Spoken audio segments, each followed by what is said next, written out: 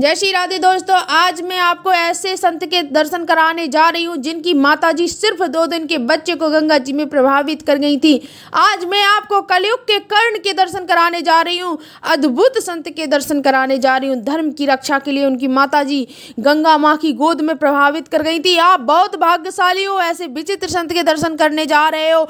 उनके दर्शन मात्र से ही कष्ट दूर हो जाते हैं। ये वही घाट है जहाँ संत बैठे हैं।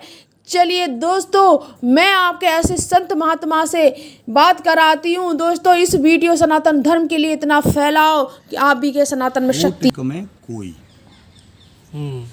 1 करोड़ में एक आदमी निकलेगा, याद कर लेना जो मैंने कहा है कि बात करना चाहता है। 1 करोड़ जनता के बीच में एक आदमी निकलेगा। पूरे भारत में 1 अरब 70 करोड़ जनसंख्या है, तो 1 से 70 आदमी पूरे भारत में निकलेंगे। मैं करते करते मेरी माँ यहाँ छोड़ के गई थी, जन्म देने वाली तो गंगा जी में दान कर गई थी कि बेटा मैं तेरा दान करके नहीं लौट के दरवाजे में आना, क्योंकि मेरी कुछ चाबी धन्य हो जाएगी। मैं चंबल केसरी भी रहा हूँ पहलवानी में, यूपी MP राजस्थान तीनों में फर्स्ट आया हूँ। स्पोर्ट कोटे से मैं रेलवे में कोच भी था। अरे वाह।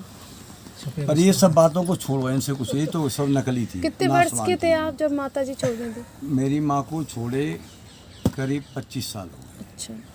तो मैं गृहस्थी के बेस में भी यहाँ 5-7 वर्ष रहा हूँ, और 5-7 वर्ष अपना मकान गौशाला अपने घर के पैसे से, तुम जानते हो वो तो पैसा फिर मिलना ही था इकट्ठा, और सब करके फिर मैं एक ब्राह्मणी दोनों मेरे भोजन बनाते थे। 10,000 रुपये महीना देता था मैं, और जहाँ भी पहाड़ों में निकल जाता तो वही भोजन लेके दूध बादाम भर के मंडल में हम जाते थे।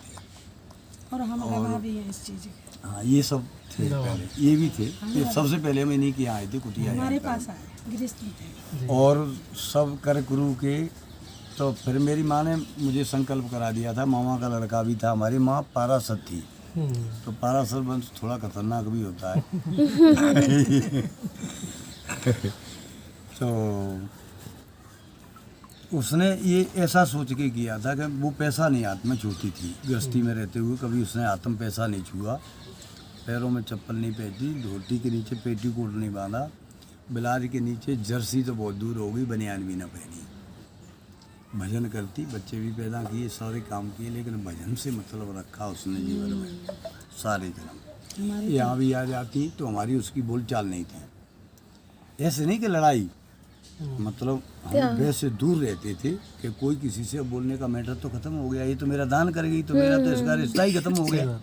भाई उसी ने तो गंगा जी को दे दिया, अब तो मेरा तो उसका रिश्ता ही टूट गया, उसी वक्त टूट गया। भाई दी हुई चीज वापस कैसे हो जाएगी? सही। ये झूठ सब बोलते हैं कि भगवान नहीं मिलते हैं। ये सब झूठ बोलते वे ही है जो भगवान से प्रेम नहीं करते, इंसान से प्रेम करते हैं। मियाँ बीवी प्रेम रखो, लेकिन दिखावे में। कमाई खूब करो, उनको दो, और बच्चों का पालन करो, लेकिन दिखावे में। ओरिजिनल जो चीज़ है ना, कमल के फूल वाली, वो तो प्रेम केवल वही चलेगा तो बेड़ा पार होगा, नहीं हो नहीं सकता है। लेटरिन खा के आई हो फिर खानी पड़ेंगी। माँ के किसी के भी घर में जाना, लेटरिन खानी पड़ेंगी। और इसको अगर जिसने धारण करेगा तो उसे औलाद, माँ, यहाँ पर तो यहाँ तक आ गया है ना, लास्ट का निचोड़। गुरु भी यूँ कह देता है कि बेटा अब मुझे मत अपना मानना, मैंने तेरी बात करा दी, वो वहीं अपना प्रेम जोड़ ले। सांचा गुरु होगा तो ये कह देगा। वो माया से वो पहले ही से बना हुआ है, तो उसे तो माया का लालच है, 2 रोटी का लालच है।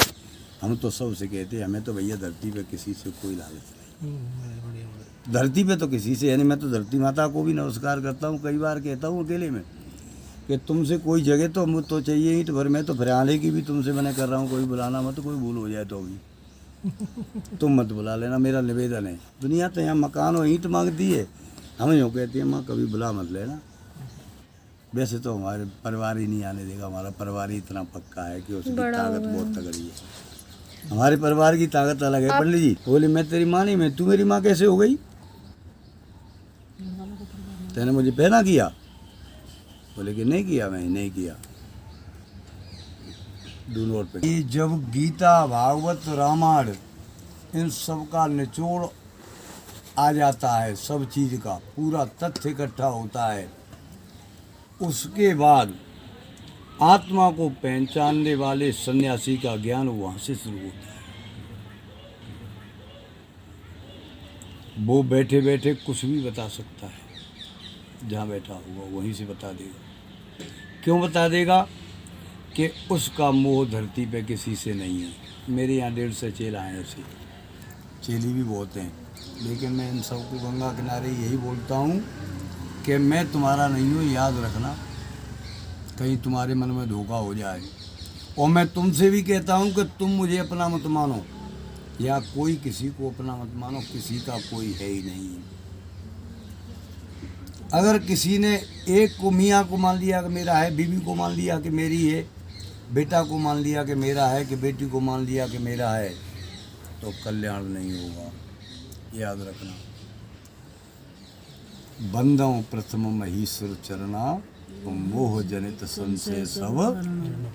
ऐसे नहीं, गाने से काम नहीं चलेगा, हृदय से करना पड़ेगा। वो यूँ समझे कि मैं व्यास हूँ, और वो यूँ समझे कि मैं सन्यासी हो गया, वो यूँ समझे कि मैं बाप हूँ, वो यूँ समझे कि मैं जीजा हूँ। ये रिश्ता कोई नहीं चलेगा। केवल विप्र के चरणों की वंदना मन से करनी पड़ेगी, और कभी ब्राह्मण को दुख देने की चेष्टा नहीं करेगा। ब्राह्मण को दुख देने से एक और काम बन जाता है। अपोजिट में बोलता हूँ, उल्टा बोलूँगा। वंश न रहे द्विज अनहित कीने, पढ़ा होगा। द्विज का अनहित करने वाले का वंश कभी आगे नहीं बढ़ता, समूल नष्ट हो जाता है। अगर भगवान से प्रेम करना है, भगवान से बात करनी है, दुनिया से मोह दूर करना है, तो ये बहुत बड़ी दवा है। इसमें भगवान राम ने तो यहाँ तक कह दिया है कि ते नर प्राण समान मम, जिनके द्विज पद प्रेम। वो मुझे अपने प्राणों के समान प्रिय लगता है, जो ब्राह्मणों के चरणों से प्यार करता है।